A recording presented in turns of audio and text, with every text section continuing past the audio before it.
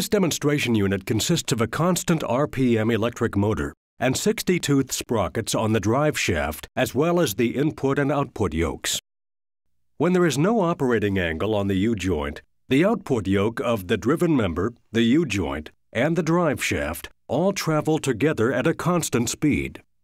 Watch the tape on these sprockets and listen to the sound the card makes as the drive shaft rotates at the same speed as the output yoke and U-joint.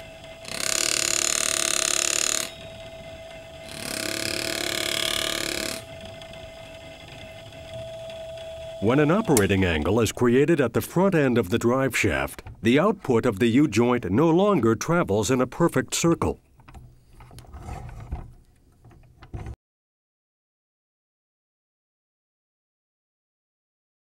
Instead, it travels in an ellipse.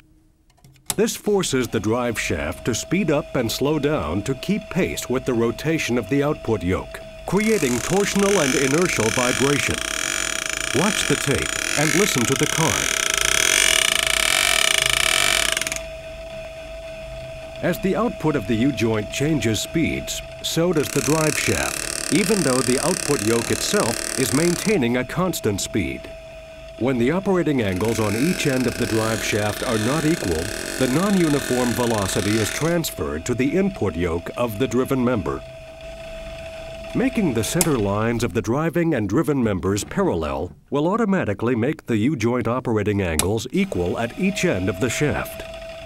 With equal operating angles, the non-uniform velocity of the front yoke is canceled by the non-uniform velocity of the rear yoke. This causes the output of the rear U-joint, the rear yoke attached to it, and the driven member to rotate at a constant speed. This is what we want: a constant speed into the driven member. Earlier in the program, we talked about phasing. Drive shafts that are not in phase do not rotate at a constant speed.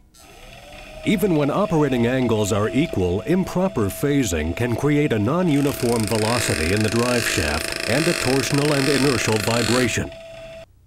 This is why Spicer recommends marking the components of a drive shaft before taking it apart.